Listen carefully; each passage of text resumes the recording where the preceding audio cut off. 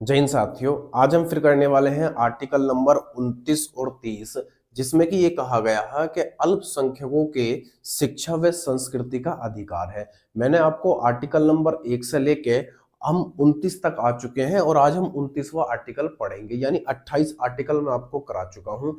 और जितने भी आर्टिकल अब तक मैंने कराए हैं उनसे क्या क्या सवाल बन सकते हैं, क्या क्या उनसे पूछा गया है, ये सब मैंने आपको कराया है। तो आज करेंगे आर्टिकल नंबर 29 के बारे में, समझते हैं ये क्या कहना चाह रहा है। अल्पसंख्यक क्या होते हैं? अल्पसंख्यक जो होते हैं वो माइनॉरिटी होती है, यानी कि जो कम जनसंख्या जिसकी होती है। जैसे मुसलमान लोग हैं, अल्पसंख्यकों में मुसलमान लोग ज्यादातर आते हैं। समझ रहे हो बात को? तो आर्टिकल नंबर 29 कहता है कि धर्म, जाति, संस्कृति और भाषा के आधार पर अल्पसंख्यकों को अपनी शिक्षा और संस्कृति बचाने का अधिकार है। यानी ये कहना चाह रहा है कि अगर कोई नीची जाति का या किसी धर्म का कोई व्यक्ति है, उसे शिक्षा से वंचित नहीं किया जा सकता। और जाति के आधार पर भी किसी भी व्यक्ति को किसी भी व्यक्ति को किसी भी व्यक्ति को क्या नहीं किया जाएगा? शिक्षा से वंचित नहीं किया जाएगा। ये कौन कह रहा है? आर्टिकल नंबर 29 कह रहा है। ठीक है भाई। और दूसरा कह रहा है कि संस्कृति के आधार पर भी किसी अल्पसंख्यक को या किसी व्यक्ति को उससे शिक्षा से वंचित नहीं किया जाएगा। इसका मतलब समझते हैं क्या है? इसका मतलब ये है कि अगर पहले क्या होता था कि जो नीची जाति के लोग होते थे वो क्लास के बाहर बैठकर पढ़ते थे। समझ रहे हो? उनको ये कहा जाता था कि आप छोटी जाति के हो इसलिए आप बाहर जाकर पढ़ो। यानी छुआछूत कहीं ना कहीं वो जाति के आधार पर करते थे, जिसका अंत हमने कर दिया है आर्टिकल नंबर 17 में। छुआछूत का अंत हो चुका है, अस्पृश्यता का अंत। उसी तरीके से अगर देखा जाए, वो ये कहना चाह रहा है कि अगर किसी व्यक्ति की संस्कृति यानी कि कल्चर इस तरीके का है, चाहे वो जैन धर्म से आता हो या बौद्ध धर्म से आता हो, आपने देखा होगा वहां पर श्वेतंबर और दिगंबर होते हैं। जो सफेद वस्त्र पहनते हैं उनको श्वेतंबर बोलते थे, और जो कुछ नहीं पहनते थे उनको दिगंबर बोलते थे। तो इस तरीके से अगर आप संस्कृति के आधार पर शिक्षा में भेदभाव करोगे तो आर्टिकल नंबर 29 इस चीज को रोकता है। वो ये कहता है कि शिक्षा अगर कोई व्यक्ति लेना चाह रहा है तो संस्कृति उसके बीच में नहीं आनी चाहिए। यानी कि आपने देखा होगा, जैसा कि हम लाइब्रेरी चलाते हैं तो लाइब्रेरी में क्या होता है, जो हिंदू लड़के आते हैं या लड़कियां आती हैं वो तिलक लगा के आते हैं, पूजा करके आते हैं, राखी उनके हाथ में कलावा वगैरह बंधा हुआ होता है। तो उससे हम अगर ये कहने लगे उनसे कि आप क्या बोलते हैं, धर्म के आधार पर यहाँ पर इस तरह से मत आओ या पूजा करके मत आओ, तो ये गलत बात है। यहाँ पर सिर्फ संस्थान की बात नहीं हो रही, बल्कि कोई कोचिंग सेंटर हो, लाइब्रेरी हो या कोई संस्था हो, प्राइवेट हो या गवर्नमेंट हो, तो आप किसी भी व्यक्ति को संस्कृति के आधार पर या धर्म या जाति के आधार पर उसे शिक्षा लेने से वंचित नहीं कर सकते। यानी कि आप ऐसे देख सकते हो कि अगर कोई लड़की, आपने देखा होगा कोई लड़कियां जो कोचिंग सेंटर या लाइब्रेरी में या फिर किसी शिक्षा संस्थान में जाती हैं, तो वहां पर जो ड्रेस होती है वो उसी ड्रेस में जाती हैं। लेकिन अगर कोई लड़की वहां पर बुर्का पहन के आ जाए तो उसको सब अलग नजर से देखेंगे। हालांकि मना नहीं कर सकता वहां का प्रिंसिपल या कोई टीचर कि आप यहाँ पर बुर्का पहन के क्यों आई हो, या कोई लड़की साड़ी बांध के चली जाए पढ़ने के लिए, तो मना नहीं कर सकते वहां के प्रिंसिपल या टीचर कि आप इस तरह से क्यों आई हो। लेकिन वो जो व्यक्ति वो जो लड़की उस तरीके से आई है, मतलब बुर्खा पहन के या फिर साड़ी बांध के, उसको खुद ही अपने आप में एक असहज महसूस होगा, जिससे कि वो खुद ही ये काम नहीं करेगी। क्योंकि सब जिस तरीके से आते हैं, अगर हम उसी तरीके से ना आए तो हम कहीं ना कहीं अलग दिखाई देंगे और सभी लोग हमें कुछ अलग नजरों से देखेंगे। समझ रहे हो? तो हम खुद अपनी बेइज्जती नहीं कराते या अपने आप को अलग नहीं दिखाते दूसरों से। हालांकि मना नहीं कर सकते, लेकिन अगर ऐसा हो जाए कभी कि कोई लड़की साड़ी बांध के आ जाए या कोई लड़की मोमडन है तो वो बुर्खा पहन के आ जाए, हिजाब में आ जाए, तो उसको मना नहीं कर सकते। समझ रहे हो? तो संस्कृति के आधार पर किसी भी व्यक्ति की कोई संस्कृति हो सकती है। साउथ में आप चले जाओ तो साउथ में क्या करते हैं? लुंगी बांधते हैं। लुंगी आपने देखी होगी, साउथ के जो लोग हैं वो लुंगी बांधते हैं। यानी जब वो दूल्हा बनते हैं तब भी वो लोग लुंगी पहन कर ही जाते हैं। अपने यहाँ क्या होता है, शेरवानी, कोट, इस तरीके से चीजों को पहनते हैं। दिल्ली में चले जाओ कि उनसे कहो कि आप लुंगी पहन लो शादी वाले दिन या दूल्हा बनो, तो पहनेंगे नहीं? पहनेंगे क्योंकि उनका कल्चर इस तरीके से है, नहीं पहन सकते वो। लेकिन अगर वही लुंगी पहनकर किसी शिक्षा संस्थान चले जाएं, किसी कॉलेज में चले जाएं तो मना नहीं किया जा सकता। हालांकि उन्हें अलग नजर से देखे तो वो पहनने वाले की हेडक है, समझ रहे हो बात को, लेकिन उनको शिक्षा से वंचित नहीं किया जा सकता भाषा के आधार पर। यानी वो भाषा के आधार का मतलब ये है कि कोई हिंदू धर्म का व्यक्ति है और वो अरबी या उर्दू सीखना चाह रहा है तो उसको मना नहीं कर सकते, उसको वंचित नहीं कर सकते। तुम हिंदू हो, तुम उर्दू फारसी क्यों सीख रहे हो? क्यों? क्योंकि भाई वो एक लैंग्वेज है। उर्दू क्या है? एक भाषा ही तो है, एक लैंग्वेज ही तो है। संस्कृति क्या है? एक लैंग्वेज ही तो है। इंग्लिश क्या है? एक लैंग्वेज ही तो है।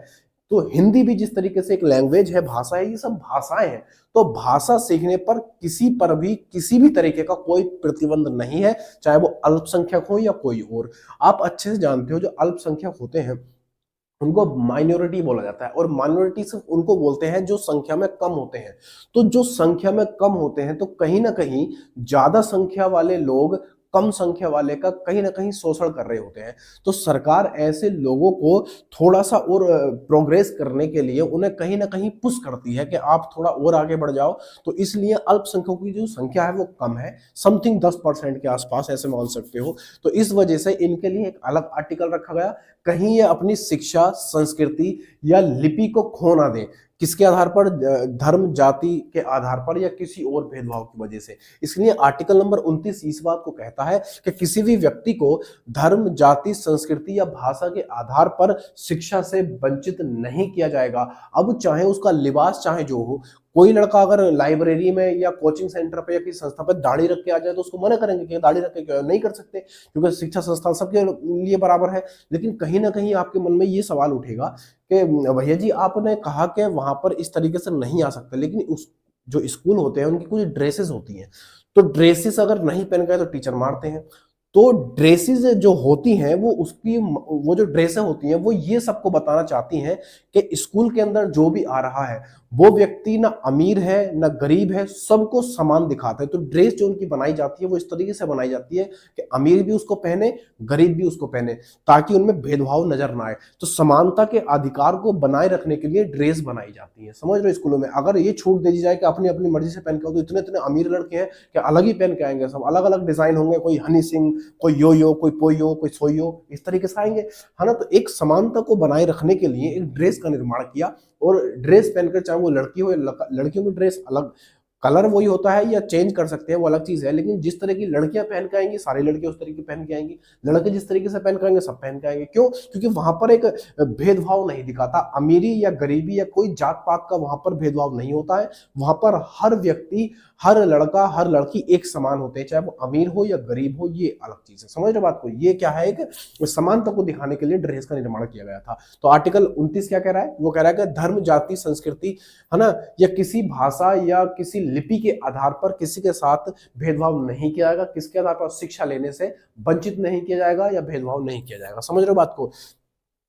और सवाल एक बार ये बना था कि अल्पसंख्यक का सर्वप्रथम प्रयोग कहां पर किया गया था। सवाल ये बना था कि अल्पसंख्यक का प्रयोग सर्वप्रथम कहां पर किया गया था। तो आर्टिकल नंबर 29 में किया गया था, समझ रहे हो। तो अल्पसंख्यक का जो प्रयोग किया गया था दोस्तों, वो कहां पर किया गया था?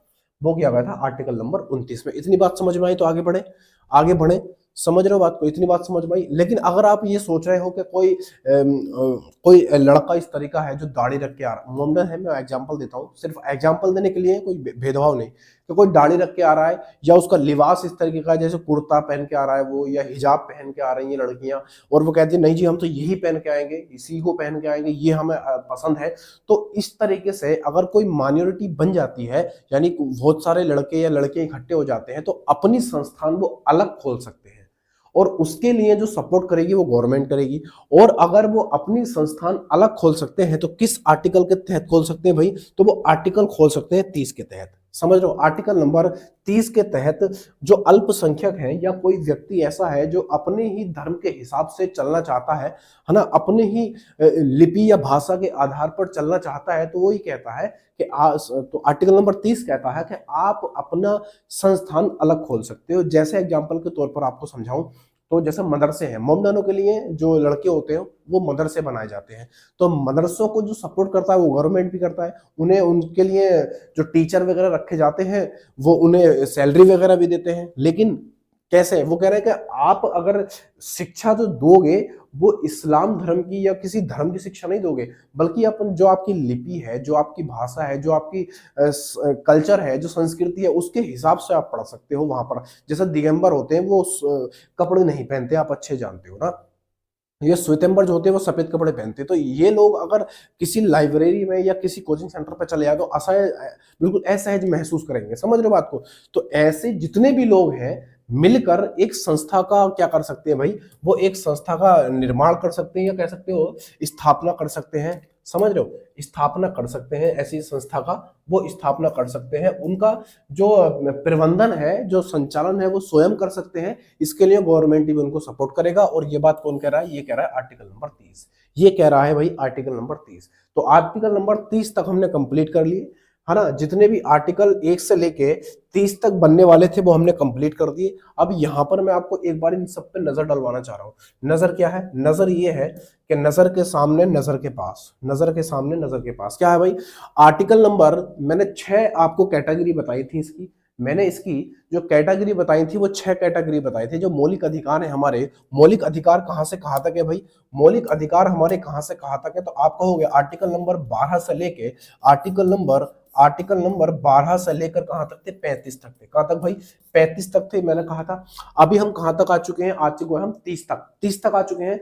उसमें कुछ कैटेगरी थी, इनमें कैटेगरी कौन सी थी? 6 कैटेगरी थी। पहली कैटेगरी कौन सी हो जाती है भाई?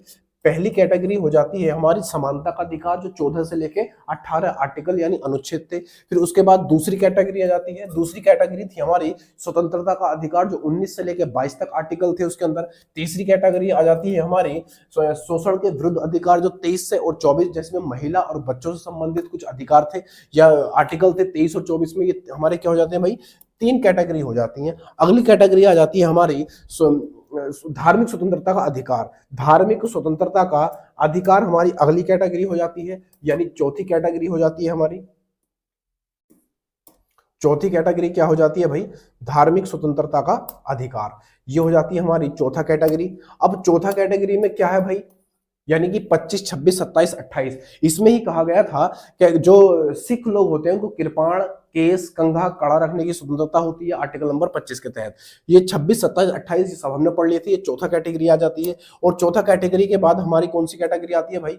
आती है हमारी 5वीं कैटेगरी। और 5वीं कैटेगरी में क्या था? 29 और 30 अल्पसंख्यक से संबंधित था, यानी उनकी शिक्षा और संस्कृति, लिपि वगैरह को बचाए रखने के लिए आर्टिकल नंबर 29 और 30 है। अल्पसंख्यक से संबंधित जो है वो आर्टिकल नंबर कौन सा हो जाता है भाई? 29, 30 हो जाता है। ये हमारी कितनी? 5 कैटेगरी हो गई। मैंने बताई थी आपको 6 कैटेगरी। अब छठी कैटेगरी कौन सी हो जाती है भाई? छठा कैटेगरी कौन सी हो जाती है? छठा कैटेगरी अपने पास ये वाली हो जाती है। देखो ये रही छठी category. Article number 31। Article number जो 31 है ये हमारी क्या है भाई? छठी कैटेगरी हो जाती है। छठी कैटेगरी। अब ये जो है संपत्ति का अधिकार है। अब आप कहोगे संपत्ति का अधिकार तो है ही नहीं हमारे पास। बिल्कुल सही बात है, बिल्कुल सही बात है आपकी कि अब अपने पास संपत्ति का अधिकार नहीं है। ये क्यों नहीं है भाई? देखो अपना जो ये संपत्ति का अधिकार था ये एक मौलिक अधिकार था। ये आप अच्छे से जानते हो कि संपत्ति का जो अधिकार था वो एक मौलिक अधिकार था। अब मौलिक अधिकार होने के साथ साथ आप ये बात भी अच्छे जानते हो कि मौलिक अधिकारों के साथ अगर कोई छेड़छाड़ करेगा तो सुप्रीम कोर्ट डायरेक्ट एक्शन लेगा। वो कहेगा कि अगर आपके मौलिक अधिकारों के साथ कोई भी छेड़छाड़ करता है या आपके मौलिक अधिकारों में कोई परिवर्तन करता है या मौलिक अधिकार आपसे छीनता है, तो सुप्रीम कोर्ट इस बात को कहता है कि मैं आपके मौलिक अधिकारों की रक्षा करूंगा। 24 घंटे 24 आवर इज अवेलेबल। समझ रहे हो बात को? तो सुप्रीम कोर्ट क्या है? हर वक्त तैयार रहता है हमारे मौलिक अधिकार के लिए। तो एक बार दुविधा ये आ गई कि हमारा जो आर्टिकल नंबर 31 है जिसमें संपत्ति का अधिकार भी क्या था? हमारा एक मौलिक अधिकार था। लेकिन सबसे बड़ी सरकार को दिक्कत ये आती थी, जैसे कोई ट्रैक निकालना होता था रेल की पटरी का, या फिर कोई सड़क बनानी होती थी, तो उस समय क्या दिक्कत आती थी कि जैसे ही वो कोई पटरी बिछाते थे या सड़क बिछाते थे तो किसी का खेत, किसी का घर वहां पर आ जाता था। लेकिन जैसे ही वो कहते थे कि हमें जमीन दो या हम यहाँ से ट्रेन की पटरी गुजारेंगे या हम यहाँ से सड़क निकालेंगे, तो वो नहीं देते थे। क्यों नहीं देते? कि उनका मौलिक अधिकार है, वो कैसे छीन लेंगे? उसको नहीं छीनेंगे। अगर ऐसा किसी के साथ होता था, वो तो डायरेक्ट कहाँ जाते थे? वो सीधा सुप्रीम कोर्ट चले जाते थे। कहाँ जाते थे भाई? सुप्रीम कोर्ट जाते थे, और सुप्रीम कोर्ट डायरेक्ट एक्शन लेता था कि ये इनका मौलिक अधिकार है, आप इनसे इनकी जमीन, इनकी संपत्ति नहीं ले सकते। यानी गवर्नमेंट भी इसकी संपत्ति को, इनकी संपत्ति नहीं ले सकता। वो डायरेक्ट कहाँ जाता था? सुप्रीम कोर्ट जाता था। और आर्टिकल नंबर 32 के तहत सुप्रीम कोर्ट एक रिट जारी करता था उनके मौलिक अधिकार को बचाने के लिए। समझ रहे हो बात को? तो उन्होंने कहा कि यार ये तो बड़ी दिक्कत हो जाएगी, फिर हम कैसे करेंगे? अगर हमें ट्रेन निकालना होगा तो हम क्या घुमा कर लेके जाएंगे? नहीं।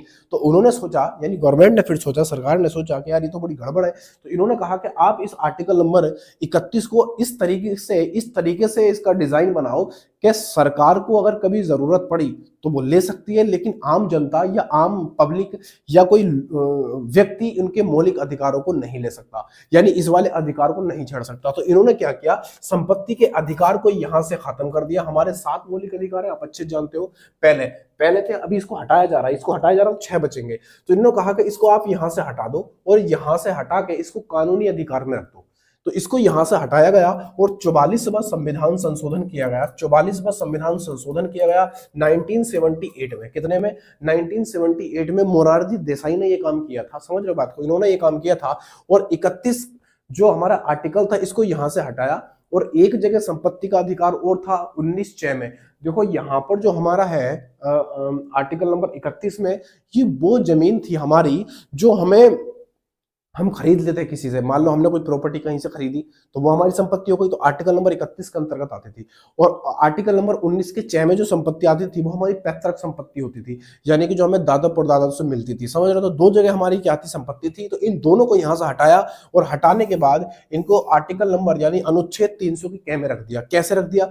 यानी आर्टिकल नंबर आप देखो तो हमारे मौलिक अधिकार जो है वो 12 से लेकर 35 तक है। कहां तक? 12 से लेकर 35 तक है। इन्होंने सोचा कि अगर इनके बीच में हमने कहीं भी रखा तो फिर चले जाएंगे सुप्रीम कोर्ट लेके। तो इन्होंने इस आर्टिकल नंबर 31 को इतनी दूर फेंक दिया, इन आर्टिकल नंबर 12 से 35 तक जितने भी आर्टिकल्स हैं इनसे इतनी दूर फेंक दिया कि सीधा 300 कै में रख दिया। कहां पर रख दिया? 300 कै में रख दिया। और कभी भी गवर्नमेंट को जरूरत होती है किसी की जमीन की, लेकिन हाँ इस आधार पर उन्होंने रखा था कि अगर यहां पर 300 कै में आप रखना चाहते हो रखो, कोई दिक्कत नहीं, इनको हटा दो, लेकिन अगर आप उसका मुआवजा दोगे तो। ऐसा नहीं कि गवर्नमेंट ने जमीन ले ली और फिर भटक रहा है जिसकी जमीन, ऐसा नहीं बोला। आप मुआवजा दो और इधर आप जमीन लो। समझ रहे हो? सुप्रीम कोर्ट इस बात को कहता है। सुप्रीम कोर्ट कहता है कि आप मुआवजा दोगे तभी आपको ये जमीन मिल जाएगी। मतलब जो भी वहां पर उसकी बिक्री चल रही होगी उस समय आपको मुआवजा यानी पैसे देकर आपसे जब आपकी जमीन ले ली जाएगी मुआवजे के तौर पर। समझ रहे हो? तो आर्टिकल नंबर 300 के कै में इस आर्टिकल नंबर 31 को रख दिया गया था। ये हमारा छठा था, और छठे को इस यहां से हटा दिया गया और 31 के कै में रख दिया। अब पढ़ते हैं हम आर्टिकल नंबर 32। आर्टिकल नंबर 32 में क्या है भाई?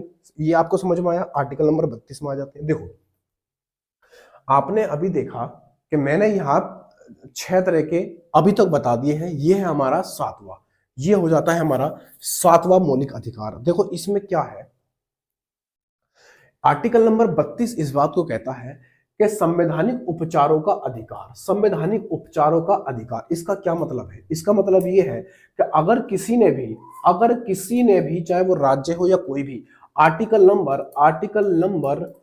नंबर 12 से लेकर 35 तक, आर्टिकल 12 से 35 तक इनमें किसी ने भी किसी तरह की कोई छेड़छाड़ की, किसी भी तरह की, तो सुप्रीम कोर्ट क्या करेगा? उसका उपचार कर देगा अच्छी तरीके से, उसको समझा देगा कि आपको ऐसा नहीं करना चाहिए था। समझ रहे बात को? तो डायरेक्ट सुप्रीम कोर्ट क्या करेगा? एक्शन लेगा। और सुप्रीम कोर्ट इस आर्टिकल नंबर 32 के तहत ही रिट जारी करेगा। सुप्रीम कोर्ट 5 तरह की रिट जारी करता है, इसीलिए इसको आर्टिकल नंबर 32 को भीमराव अंबेडकर जी ने संविधान की आत्मा कहा था। समझ रहे हो? संविधान की आत्मा, यानी कि अगर आर्टिकल नंबर हमारे पास ये 32 नहीं होता, अगर आर्टिकल नंबर ये 32 नहीं होता तो आप समझ रहे हो इनकी भी कोई वैल्यू नहीं होती। समझ रहे हो आप इसको? यानी कि जितने भी हमें मौलिक अधिकार दिए गए हैं इनकी कोई वैल्यू नहीं होती, इनकी कोई वैल्यू नहीं होती। क्यों वैल्यू नहीं होती? क्योंकि जब जिसका मन करता, जब सरकार का मन करता है इसको ले लेती, हटा लेती, कुछ भी कर लेती, यानी इनकी कोई औकात नहीं होती। जितने भी आर्टिकल यानी कि मौलिक अधिकार हमें दिए गए हैं इन सब की औकात है तो किसकी वजह से? किसकी वजह से औकात है, तो आप कहोगे आर्टिकल नंबर 32 की वजह से। क्यों? क्योंकि सुप्रीम कोर्ट इस आर्टिकल के तहत तुरंत एक्शन लेता है, डायरेक्ट एक्शन लेता है। समझ लो, ना आपको हाई कोर्ट जाने की जरूरत, ना पुलिस में जाने की, कहीं जाने की जरूरत नहीं है। आप सीधा कहां जाओगे? आप सीधा चले जाओगे सुप्रीम कोर्ट में, तो वहां पर तुरंत आपकी सुनवाई की जाएगी। समझ लो बात को। तो आर्टिकल नंबर 32 में क्या कहा गया भाई? आर्टिकल नंबर 32 में कहा गया कि अगर आपके साथ किसी भी तरीके का मौलिक अधिकार में छेड़छाड़ होता है तो मैं तुरंत उसका उपचार कर दूंगा, यानी कि उसे समझा दूंगा बढ़िया से कि किस तरीके से होता है। तो 5 रिट जारी होती है। 5 रिट कौन कौन सी हैं? 5 रिट होती है हमारी, एक होती है बंदी प्रत्यक्षीकरण, एक हो जाती है हमारी बंदी प्रत्यक्षीकरण, एक हो जाती है परमादेश, एक हो जाती है उत्प्रेषण, एक होती है प्रतिषेध, एक होती है उत्प्रेक्षण पृच्छालेख। ये 5 तरह की रिट होती हैं जो सुप्रीम कोर्ट जारी करता है। सवाल यहां से ये पूछा गया था कि जो सुप्रीम कोर्ट है वो आर्टिकल नंबर 32 के तहत क्या करता है? रिट जारी करता है। तो हाई कोर्ट किस आर्टिकल के तहत रिट जारी करता है? ये सवाल कई बार पूछा गया है। तो आर्टिकल नंबर हो जाता है हमारा 226। आर्टिकल नंबर 226 के तहत ये क्या करता है भाई? रिट जारी कर देता है। तो आज हमने पढ़ लिए हैं सारे आर्टिकल 32 तक, यानी कि जो 6 कैटेगरी थी वो सारी की सारी हमने पढ़ ली है। अब जो मैं पढ़ाने वाला हूं आपको वो आर्टिकल जो बच गए हैं, जैसे 33, 34, 35, 33, 34, 35 जो आर्टिकल है, 33, 34, 35 जो आर्टिकल है, ये हमारे अधिकारों को बढ़ाते नहीं है बल्कि उल्टा ये कम कर देते हैं। आर्टिकल नंबर आप यहां पर देखोगे, जो अनुच्छेद है हमारा, अनुच्छेद 33, 34, 35, अनुच्छेद अनुच्छेद अनुच्छेद 33, 34 और 35, ये जो आर्टिकल है ये हमारे मौलिक अधिकार को घटाते हैं। अब कैसे घटाते हैं वो मैं कल की क्लास में आपको बताने वाला हूं। आज के लिए इतना ही रखते हैं, बाकी बातें कल करेंगे। वीडियो पसंद आया तो लाइक से सब्सक्राइब करके जरूर जाना। तब तक के लिए जय हिंद, जय भारत।